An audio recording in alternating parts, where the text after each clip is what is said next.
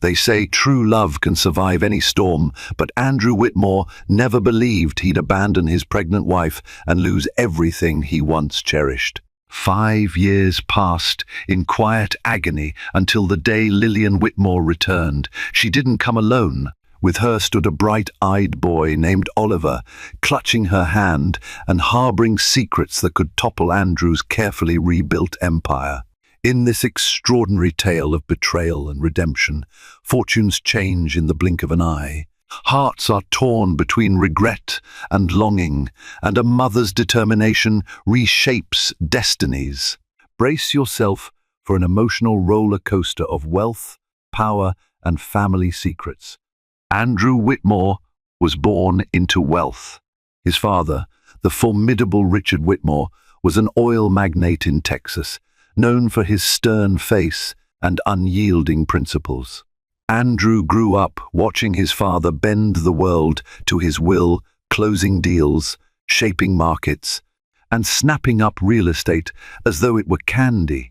Their lavish Houston estate boasted marble floors, gold-plated fixtures, and a grand foyer large enough to host charity galas under glittering chandeliers. To outsiders, Andrew's life seemed perfect from day one, but not every gilded cage is happy. Andrew learned early on that love could be treated as currency.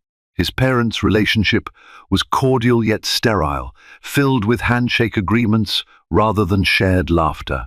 Over time, Andrew grew accustomed to forging alliances rather than emotional bonds. He attended the most prestigious boarding schools, gleaned lessons not in camaraderie, but in competition. Despite his fortune, a strange hollowness took root in his soul. It was in his early 20s, during a philanthropic function in New York City, that Andrew encountered Lillian Monroe. She was there as a volunteer, collecting donations for an orphanage. Soft-spoken but resolute, she wore a simple black dress that didn't so much hide her beauty as accentuate her understated grace. It wasn't her looks alone that entranced Andrew, it was the calm dignity she radiated. Far from the grasping socialites he typically encountered, Lillian seemed untouched by greed. He introduced himself with his usual brand of effortless confidence. Lillian, aware of his last name's power, remained courteous but distant. Intrigued by her reluctance to swoon at the mention of the Whitmore fortune, Andrew pursued her, determined to win the heart of the one woman who didn't appear dazzled by his wealth. They began a fast-paced courtship, full of stolen glances at charity dinners, shared laughter over late-night ice cream in Harlem, and gentle confessions. For Lillian, Andrew was the man who made her feel like the center of the universe, a man who, despite a gruff exterior, held a well of tenderness. When he proposed, it wasn't at some elaborate gala. It was during a quiet walk through Central Park. He handed Lillian a single red rose, symbolizing the sincerity and simplicity of his love. Her eyes brimmed with tears, and she nodded with a trembling smile. They married 6 months later in a small ceremony in her hometown, with only close friends and family present. For a time, their marriage was built on that tenderness. But Andrew, fresh from business school and craving his father's approval, sank deeper into his growing enterprise.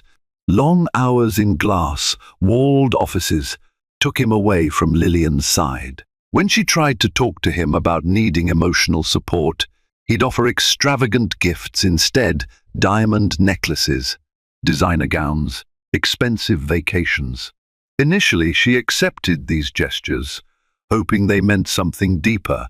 But over time, she discovered they were simply placeholders for genuine affection. A year into their marriage, their arguments revolved around the smallest of issues. Lillian wanted them to dine together. Andrew was too busy. She wished for weekend walks. He had urgent deals. In the final months, they both saw the rift widening. She asked him for time. He gave her credit cards and personal shoppers. She pleaded for emotional intimacy. He responded with worry over his company's stock prices. Unsurprisingly, she soon discovered she was pregnant, And yet, even this momentous news felt overshadowed by Andrew's hectic schedule. He insisted he was delighted, and for a few days, glimmers of the old Andrew reappeared. But as soon as his father called with another high-stakes opportunity, he disappeared again into corporate chaos. Their spark began to fade. Uncertainty replaced hope, and heartbreak replaced what once felt like magic. Little did they know that the child Lillian carried would become the catalyst for a chain of events that would change their lives and hearts forever. Tensions soared during Lillian's pregnancy. She found herself alone in a cavernous mansion filled with memories she'd never made. Each morning she'd try to greet Andrew with a serene smile, hoping he might stay a moment longer, ask about her cravings, or place a reassuring hand on her growing belly. But Andrew, fraught with business stress, would rush to the office before the sun had fully risen. In these moments of loneliness, Lillian's worst fears took root. She worried her child would never feel a father's warmth. Andrew's father, Richard, was barely in the picture, a controlling presence behind the scenes who offered occasional remarks about prenatal care, but mostly focused on whether the unborn heir would be a boy.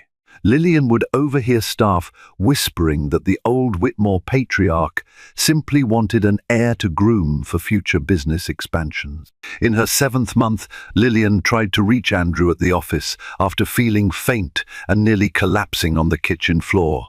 Despite a panicked voicemail, she got no immediate callback. Hours later, he returned home with an expression that was part fatigue, part annoyance. "Lillian," he said curtly, "do you realize I was in the middle of a huge negotiation? You could have called the family doctor." The frustration in his tone hammered into her heart. That night, she went to sleep in a different bedroom, sobbing quietly into pillows. Andrew, either oblivious to or unwilling to confront the depth of her distress, buried himself in financial reports. She couldn't pinpoint the exact moment she realized she had to leave.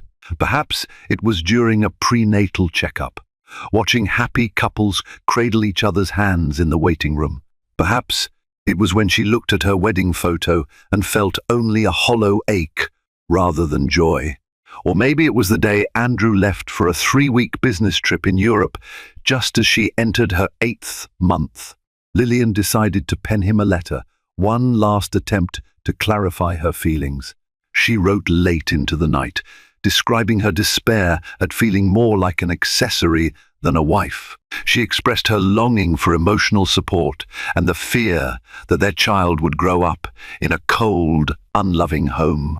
The next morning, with her bag packed and tears streaming down her face, she placed the letter on his nightstand. Then she walked out the ornate front doors, never once glancing back at the masterpiece of architectural grandeur that felt like a lonely fortress.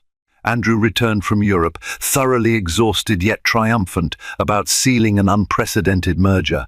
Riding this wave of success, he called for Lillian from the foyer, wanting to celebrate. But his voice echoed unanswered through empty halls. On the nightstand, he found her letter.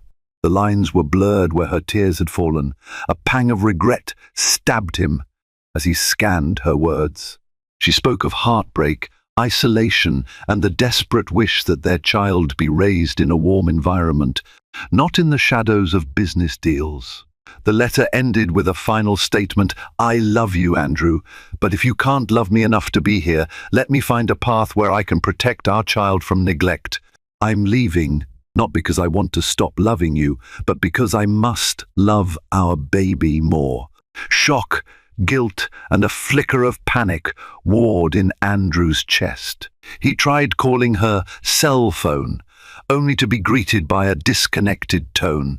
He reached out to her family and friends, but no one knew her whereabouts or refused to tell him, claiming Lillian needed peace. Days stretched into weeks, then months. Word of her whereabouts never reached him, no matter how many private investigators he hired. Her sudden disappearance became a haunting refrain in his life, a sorrow he tried to bury beneath surging company expansions and shining new acquisitions. The breaking point was sealed. Andrew concluded that Lillian had left for good, taking the unborn child he hadn't even met. Little did he realize that his entire future would revolve around the reappearance of that very woman and the tiny soul he'd inadvertently banished from his life. Following Lillian's disappearance, the Whitmore mansion fell into a hush. Staff carried on their tasks with mechanical precision. If Andrew noticed the gloom, he never acknowledged it. Instead, he retreated to the corporate world, forging deals at a frenetic pace. His father, Richard, though initially irate at the lost heir, soon refocused on business. In his mind, fortune and influence were the cornerstones of survival. Personal anguish was secondary. If acknowledged at all, Andrew's heart grew numb. When he tried to recall Lillian's laughter or the gentle glow in her eyes, regret gnawed at him.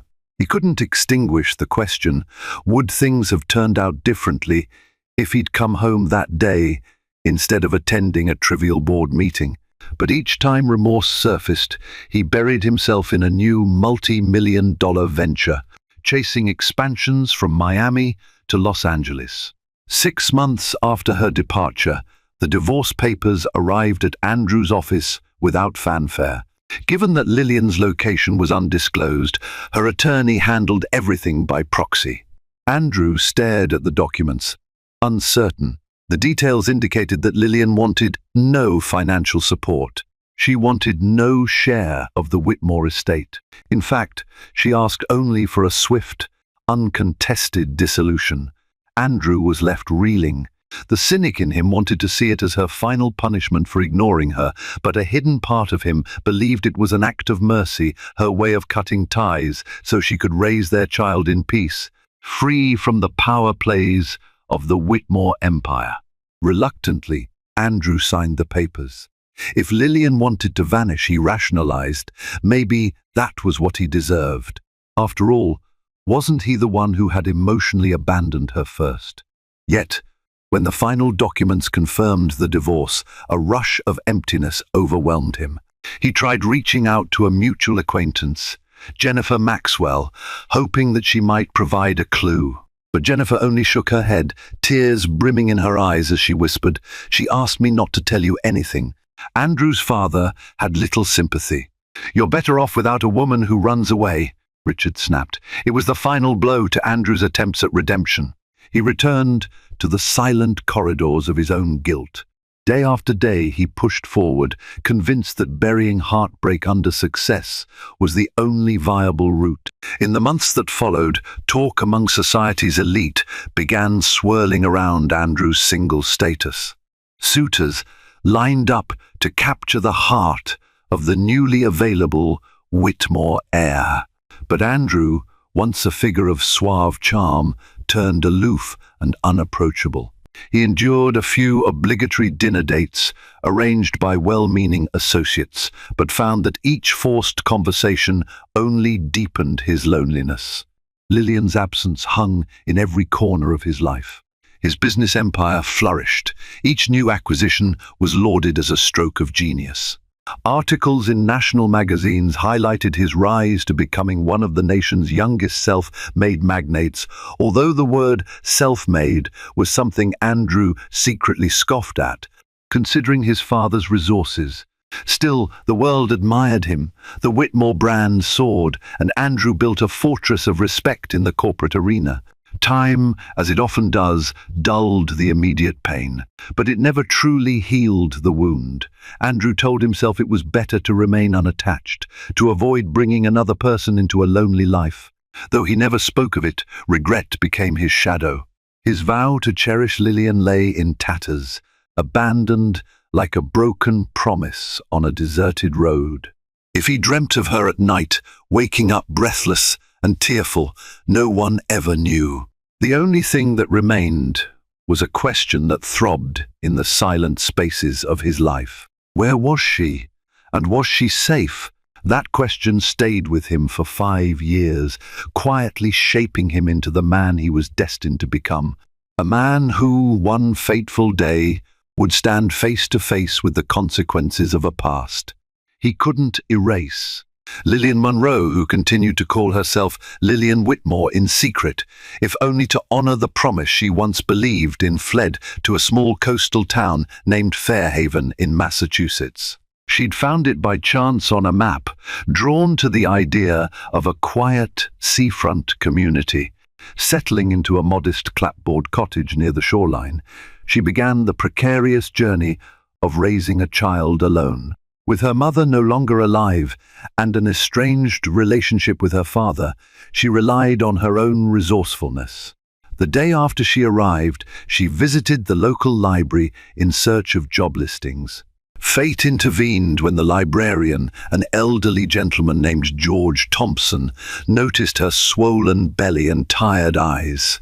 He offered her a temporary position, assisting with the cataloguing of new arrivals, and a small stipend. Grateful, Lillian accepted. Thus began her life of quiet resilience. She spent her days shelving books and learning the rhythms of the ocean air. Nights were spent poring over prenatal guides, crocheting blankets and whispering lullabies to the growing child within her. Many evenings she'd step outside, listening to the distant crash of waves, wishing Andrew were there to place a gentle hand on her belly. But each time the ache grew too strong, she reminded herself of the suffocating loneliness she'd felt in that Texas mansion. The birth of her son came one chilly morning in late March. She had no family in the waiting room, but the local midwife Alice Pearson became a guardian angel.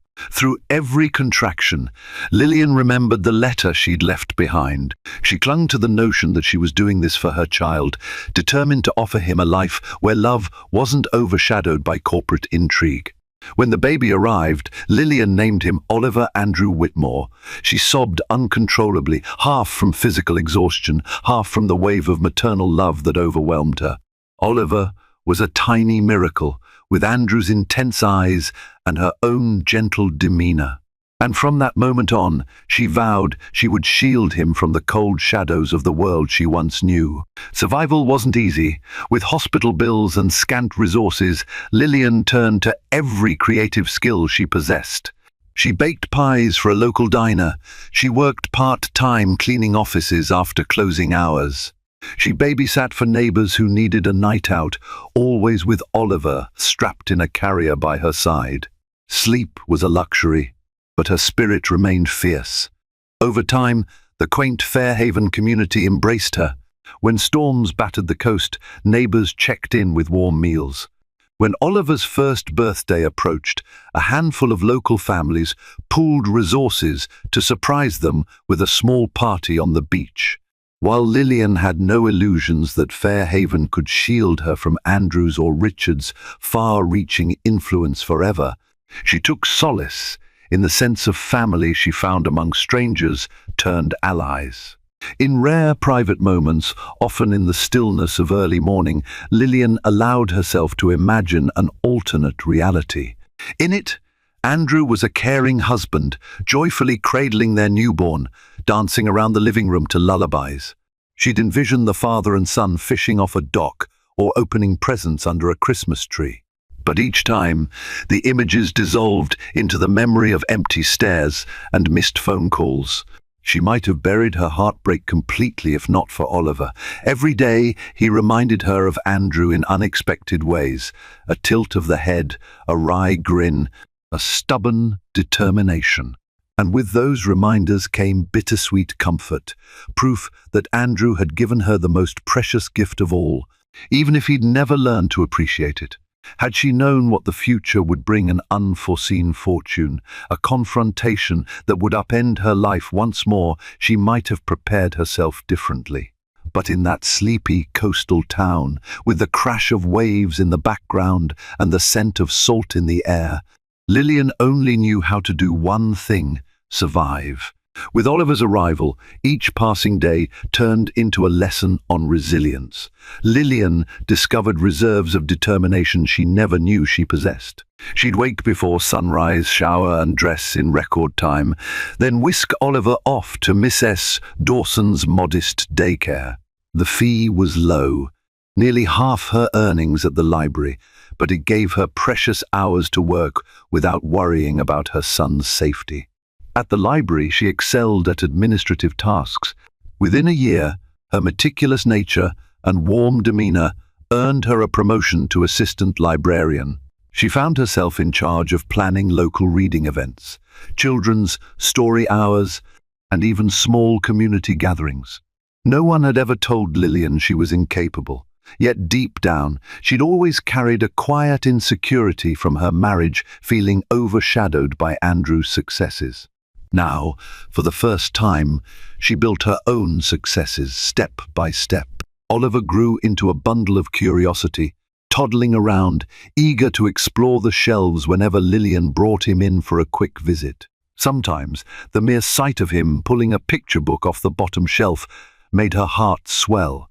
He was a child of simple joys, bright-eyed at the sound of seagulls, laughing in delight when waves tickled his feet. He knew nothing of the wealth that coursed through his veins, nothing of the absent father who roamed boardrooms in designer suits. They lived modestly, yet joyfully. Lillian prepared simple meals, pasta with fresh herbs from a windowsill garden, grilled vegetables from the local farmer's market, and homemade oatmeal cookies on special occasions. On Saturdays, she and Oliver walked to the beach, collecting seashells and building sandcastles. In the evenings, they read stories under a single lamp, Oliver's head resting on her lap. Lillian cherished these moments, feeling more connected to her son than she ever had to anyone else. Still, financial struggles loomed. Rent for the cottage increased each year. Utilities fluctuated with the harsh New England winters. And every few months, she had to face unexpected emergencies. Like the time Oliver fell ill with a high fever and medical bills tore a hole in her precarious budget. Or the day her car broke down, forcing her to walk to the library, Oliver's small hand clutched in hers, braving a sudden drizzle. But never once did she consider asking Andrew for help, or even letting him know. To her, that was a door firmly shut. George Thompson, the kindly librarian, noticed Lillian's resilience and offered his emotional support. Over cups of tea, he'd share stories of his late wife Mary and how their love withstood hardship. "You remind me of Mary," he'd say, voice trembling with nostalgia, "a quiet fighter." Lillian found strength in these conversations, grateful for a fatherly presence she'd lacked in her own life. By the time Oliver was 4, Lillian had managed small savings. She was determined to eventually leave the tiny cottage for a slightly larger house. Not a mansion, but a cozy place with enough room for Oliver to run around, maybe even a small backyard. In her dreams, it was a white picket fence, home with a bookshelf-laden living room, her personal heaven. Most nights, when Oliver was asleep, she'd think of Andrew. It wasn't longing for the man who had broken her heart, so much as it was sadness for the father who would never know this incredible child. She'd imagine Oliver's earnest questions and bright discoveries, all the moments Andrew missed. Sometimes she felt guilty, questioning if she had robbed her son of his rightful father. But then she recalled the emptiness of that mansion, the emotional neglect she endured. Ultimately, she reassured herself that she had done what was necessary to protect them both. In those quiet reflections, she promised herself one thing: she would remain strong, not just for Oliver, but for herself. Because that's what a mother did. She found the will to keep going, even when the entire world seemed to conspire against her. Unbeknownst to her, that strength would soon be tested in ways she could never have anticipated. 5 years had passed since Lillian left Houston. In that time, Andrew Whitmore's empire thrived, capturing new sectors, technology investments, sustainable energy, and even philanthropic endeavors to polish the Whitmore image. Despite these triumphs, whispers of Andrew's personal life loomed in elite circles. Rumors circulated that he once had a secret wife or that he had fathered a child. Society gossips found it scandalous that no evidence ever surfaced. Andrew neither confirmed nor denied these rumors. To him, they cut too deep to address. In Fairhaven, the gentle routine of Lillian and Oliver's life was about to be upended. One crisp autumn day, a black luxury sedan appeared outside the library, conspicuous among the usual parade of aging pickup trucks and compact cars. A tall, steely-eyed man stepped out, scanning the surroundings. He entered the library, his footsteps echoing on the hardwood floor. Lillian, engrossed in reorganizing the children's books, barely noticed his presence until he spoke.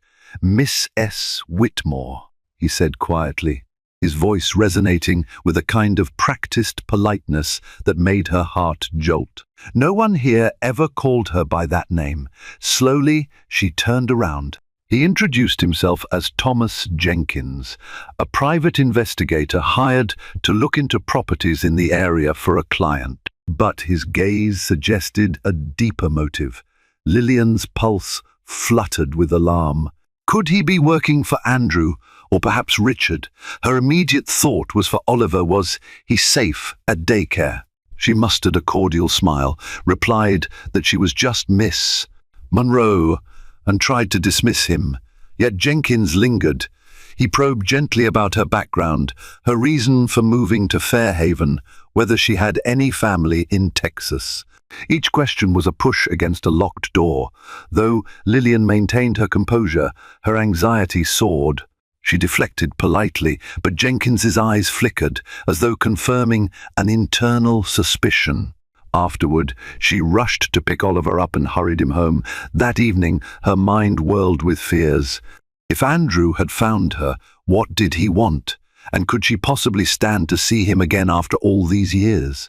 Would he sue for custody, or force Oliver into the same cold environment she escaped? Lillian clutched her son, tears threatening to spill at the thought of losing him. She called Jennifer Maxwell, one of the few mutual friends who had known both her and Andrew before everything fell apart. Jennifer's gentle voice carried across the phone lines, a lifeline in her confusion. "I haven't heard from Andrew in ages, but I do know Richard's health has been declining," Jennifer explained softly. "And when powerful men get desperate, they do desperate things. Just be prepared." Days passed without further sign of Jenkins, and Lillian dared to hope it was a false alarm. But then came a letter postmarked from Houston, with only a blank return address. Inside was a single piece of paper, typed in crisp font. "Lillian, I've located you. I have questions only you can answer." Her heart pounded in her ears. The letter's brevity felt like a slow, burning fuse. She took a shaky breath, reading it over and over. Could Andrew truly have found her after so long? What did he want from her now? Was he going to barge into her life and disrupt the fragile stability she'd built for Oliver? That night, she barely slept. She recalled Andrew's face, the sparkle of ambition in his eyes. She remembered the sanctuary of his arms in their early days, the heartbreak of being left alone when she needed him most. The love that once warmed her now felt like an unpredictable flame. Still, no matter her dread, a part of her, buried deep, was curious to know if Andrew had changed. Did he regret driving her away? Did he still wonder about the child he'd never met? In the darkness, she steeled herself. If Andrew wanted a confrontation, she would face it. Because she wasn't just a scorned lover anymore, she was a mother, determined to shield her son. Nothing, not even the formidable Whitmore empire, would stand in the way of Oliver's well-being. Little did she realize, this reunion would uncover truths far more shocking than she could ever imagine. In Houston, Andrew stood at the broad windows of the Whitmore Tower, his reflection captured in the cityscape's gleaming glass. He held a photograph in his hand, a snapshot gleaned from Jenkins's discreet reconnaissance. It showed Lillian, her hair windswept, guiding a little boy by the hand. Andrew's stomach tightened when he looked at the child. Oliver, Jenkins had confirmed, was his son. The boy's eyes were undeniably reminiscent of Andrew's, his inquisitive stance echoing Andrew's own childhood posture. For years, Andrew had buried the ghost of Lillian's departure. Even the swirl of rumors about a secret child had seemed intangible, yet here was unassailable proof of the life he had helped create and abandoned. Beneath the corporate shark exterior, an unease simmered. The father in him, long dormant, stirred awake. He was furious at Lillian's flight, but also struck by a pang of wonder. How had she managed alone? What kind of father might he have been had he not prioritized board meetings and acquisitions? His father, Richard, had grown weak after a debilitating stroke. Confined to a wheelchair, he relied on a team of nurses to manage daily tasks. Andrew's business associates stood in line with well wishes, but Richard's eyes burned with bitterness at his own fragility. In the midst of this turmoil, Andrew had come to realize something profound. The Whitmore empire, while vast, could collapse if it lacked a strong heir, and that heir might just be Oliver. But Andrew's decision to seek out Lillian wasn't purely about continuing the dynasty. A restless guilt, a yearning to repair the deepest mistake of his life, gnawed at him. If Oliver was truly his son, then Andrew had a responsibility to be part of his life, to make amends for years lost. That realization terrified and thrilled him in equal measure. He composed the terse letter to Lillian, hoping it would open the door for a conversation. When she didn't respond, he took a more direct step, purchasing plane tickets for himself and Jenkins, and flying to Massachusetts. He wanted answers, and he wanted them in person.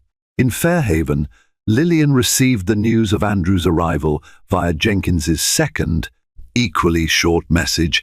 "He's coming to see you. The choice is yours, face him or run." Her first instinct was to flee again, but Oliver was older now, with friends, a school routine, and a life here. Running was no longer an option. So, instead, she steeled herself for what she knew would be a heartbreaking meeting. Before heading to the library for work, she confirmed that Oliver would stay late at daycare, shielded for the moment. She had no intention of letting Andrew meet their son without understanding his intentions first. Andrew arrived at the library at dusk. He walked in wearing a sleek black coat, his broad shoulders tense with anticipation. Lillian, who'd been waiting behind the reception desk, stepped forward. Time froze for a moment as their eyes locked. 5 years of anger, sorrow, and unanswered questions coursed between them. "Lillian," he managed, voice subdued. She noticed he appeared older, with faint lines of stress marking his features. There was a vulnerability in him she hadn't witnessed before. For a moment, she fought back a wave of nostalgia for the early days when he had been the man who made her heart flutter. "Andrew," she replied, her tone guarded, every muscle in her body rigid. He tried to offer a formal handshake, but she folded her arms across her chest. She demanded to know his purpose. Why show up now after ignoring her pregnancy, after letting her raise a child alone? Andrew, for his part, trembled inwardly but kept his voice steady. He spoke of regret, of not realizing what his neglect would cost, of searching for her when it was too late, and never giving up the hunt. She listened, her heartbreak welling up as old memories returned with startling clarity. She'd loved this man once, so deeply that the smallest moments with him felt incandescent. But that love had also brought her immeasurable pain. She wasn't about to let her guard down now. When Andrew asked to meet Oliver, her heart lurched, a swirl of protective fury rose in her. She told him Oliver wasn't a bargaining chip. If Andrew truly wanted a relationship, he needed to prove he cared about more than just legacy. Andrew, eyes clouded with remorse, nodded solemnly. He wanted that chance. He was desperate for it.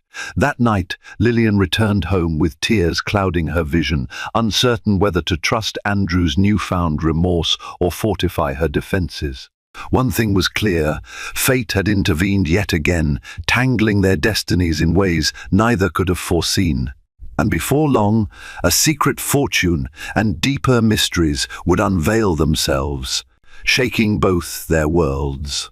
Lillian's emotions waged war inside her. She had to decide, would she allow Andrew a path back into Oliver's life, or shield her son from the heartbreak? She knew Andrew was capable of causing. A week passed after their tense reunion in the library. Andrew stayed in Fairhaven, renting a small suite at a local bed and breakfast. He made no demands, sending only a steady stream of apologetic messages, short letters delivered to the cottage, filled with heartfelt pleas to let him explain everything. Lillian, torn, read each one carefully but never replied. Late one evening, a knock rattled her front door. Expecting Andrew, she opened it cautiously, only to find Thomas Jenkins, the private investigator. A serious expression clouded his face.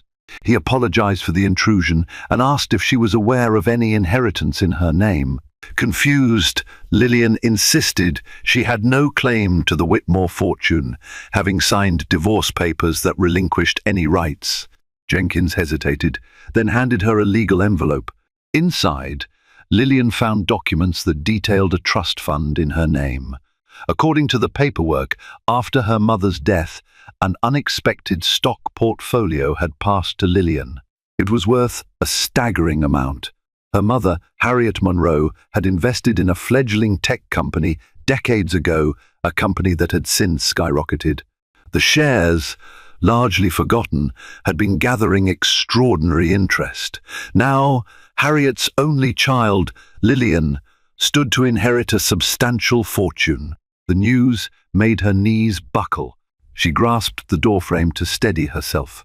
She had believed she was alone in the world, struggling to make ends meet, while an unforeseen legacy lay in wait. Why hadn't her mother mentioned these investments? Or perhaps Harriet had simply never realized the magnitude they'd someday reach. This revelation changed everything. Lillian wouldn't need Andrew's help, or the Whitmore Empire's resources to secure Oliver's future. She could provide on her own terms. Confusion quickly turned to suspicion, though. Why was Jenkins handing her these documents? Was this somehow orchestrated by Andrew?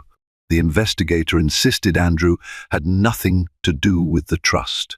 Jenkins had only stumbled upon the information while examining public records, an attempt to gauge Lillian's financial stability, presumably for child custody concerns. Yet the discovery felt too convenient to ignore. Overnight, Lillian's life transformed. The small-town gossip networks buzzed with rumors about how she had come into money, referencing the elegant man from Texas lurking around. She dreaded the idea that this twist would make Andrew see her not just as the mother of his child, but also as some sort of financial ally. Or worse, that the Whitmores might try to stake a claim on her newly revealed wealth. The next morning, Andrew appeared on her doorstep, looking both hesitant and resolute. She clutched the doorframe, bracing for a confrontation about the trust. But he surprised her by gently asking if he could speak to Oliver, just once. Lillian studied his expression. No sign of gloating, no mention of the inheritance. With a weary sigh, she nodded and led him to the modest living room where Oliver was busy scribbling crayons on a coloring book. The introduction was both awkward and profoundly poignant. Andrew knelt beside Oliver, eyes brimming with an emotion Lillian had never seen in him, awe. Oliver regarded Andrew with a mixture of shyness and curiosity.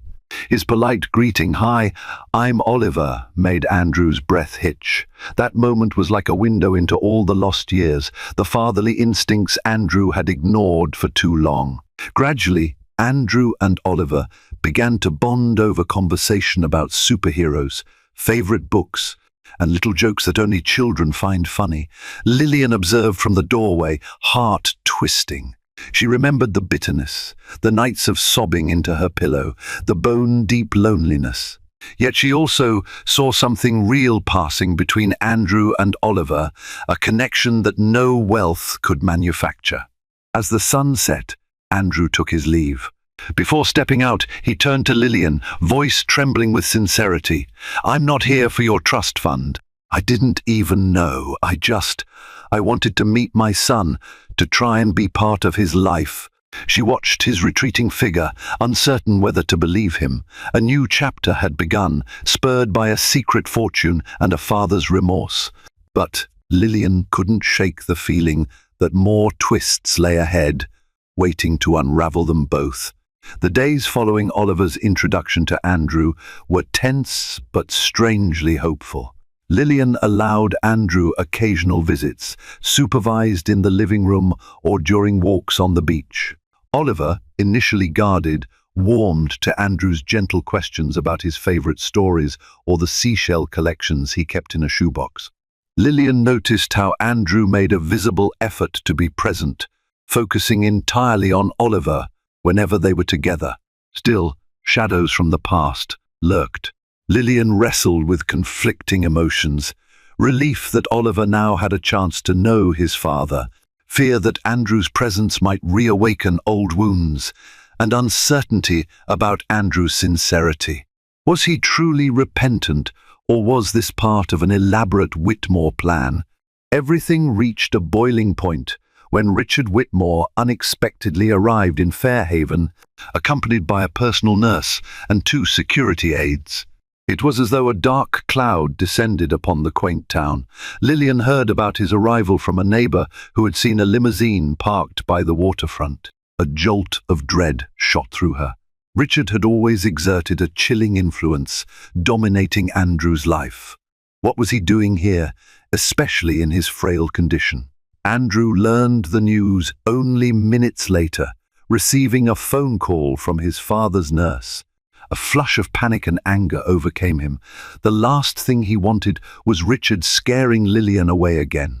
He raced to the town's small inn, where Richard had taken up a suite. The old man, bedridden by weakness, looked up with sharp eyes. The moment Andrew walked in, "Is it true?" Richard demanded. "You found the boy?" Andrew nodded, voice tight. "His name is Oliver, father. And yes, he's my son." Richard let out a bark of a laugh that deteriorated into a coughing fit. The Whitmore heir. He gazed at Andrew with a mixture of triumph and bitterness. And Lillian, does she think she can keep him from the family legacy? Anger flared in Andrew. He was no longer the timid son vying for his father's approval. She's raised him alone for 5 years. "Don't talk like she's some intruder. But Richard waved a bony hand dismissively. "Spare me your sentiment. I came to ensure that our family name remains intact. If you won't secure the boy's future, I will." Andrew's mind flashed to a younger version of himself, cowering under Richard's stern gaze. He recalled the years of emotional manipulation, all in the name of preserving the Whitmore empire. But standing there, Andrew recognized how misguided that empire had become. He wanted Oliver to have a life free of the suffocating demands that once ruled Andrew's own upbringing. Meanwhile, word of Richard's arrival reached Lillian. Memories of his frosty gaze at her wedding, his brusque attempts to intrude on her prenatal care, flooded her. She dreaded meeting him again. But if she wanted to protect Oliver, she knew she might have no choice. Summoning courage, she went to the inn that evening, determined to confront the old man face to face. In the hotel suite, tension crackled in the air. Richard glared at Lillian from his reclined position, veins visible on his pale temples. He unleashed a barrage of accusations. You ran off with a Whitmore heir. You had no right to hide him from his legacy. Lillian's hands trembled, but she held her ground, voice quiet, yet resolute. I left because Andrew wasn't there for us. I needed to protect my child from this relentless obsession with power. Richard opened his mouth to retort, but Andrew stepped between them. For the first time, he defied his father openly. Enough, father. This is my family, my decision.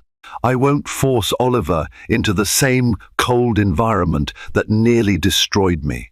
A tense silence followed, broken only by Richard's labored breathing. Then his gaze flicked toward Lillian. If you truly care for the boy, he rasped, you'll accept the financial security only we can provide. The world can be cruel, and he'll need protection. Lillian felt a surge of pride and heartbreak. She grasped Andrew's hand, a gesture of unity that surprised even her. Oliver will have security, she said firmly, thinking of her newly discovered fortune. And love, something no amount of Whitmore money ever truly provided. For once, Richard had no retort. With a scowl, he waved them off, leaving Andrew and Lillian to wonder if they had just fended off a final threat or if the old patriarch had another plan in motion. Little did they know, one last dramatic twist was already brewing, ready to shatter the fragile peace they had just begun to forge. The final storm descended on a quiet afternoon. Lillian had just finished her shift at the library, Oliver in tow, when she received a frantic call from the nurse at the inn. Richard Whitmore was in critical condition, his health deteriorating rapidly. Despite the animosity, Lillian felt a twinge of compassion. She knew Andrew would want to be there. They rushed to the inn, where Andrew paced outside Richard's suite. The old man lay propped against pillows, his complexion ashen, breath labored. When he spotted Lillian and Oliver, he summoned a feeble smirk. With surprising gentleness, he beckoned Oliver closer. The boy, curious but cautious, approached. I was wrong. About many things, Richard whispered, each word an effort. He reached out a trembling hand, and Oliver hesitantly took it. I wanted my family to remain strong, but I forgot the strength that comes from love. Tears streaked Andrew's face as he knelt beside the bed, one hand on Oliver's shoulder, the other grasping his father's arm. The grandeur and arrogance that once defined Richard Whitmore flickered away, replaced by the fragile humanity of a dying man. With a last raspy breath, he murmured, "Take care of each other," before his eyes slid shut, and life slipped from him. In the days that followed, arrangements were made to bring Richard's body back to Houston for a funeral befitting the Whitmore name. Despite their fraught history, Andrew invited Lillian and Oliver to join him.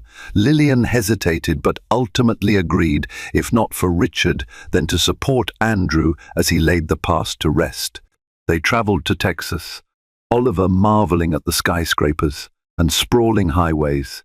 The funeral was a grand affair, attended by influential figures from across the nation. Eulogies praised Richard's business acumen and philanthropic acts. Privately, Andrew delivered a more personal farewell, acknowledging his father's flaws but also his drive, which had inadvertently molded Andrew into a man who understood both power and its perils. In the aftermath, legalities surfaced. To everyone's surprise, Richard had amended his will in his final days, recognizing Oliver as his heir. The Whitmore empire would pass to Andrew, but with a stipulation that Oliver receive a significant trust at the age of 25.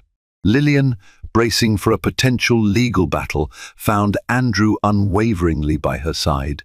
Oliver's inheritance is his birthright, he told her gently, and so is a father who respects him.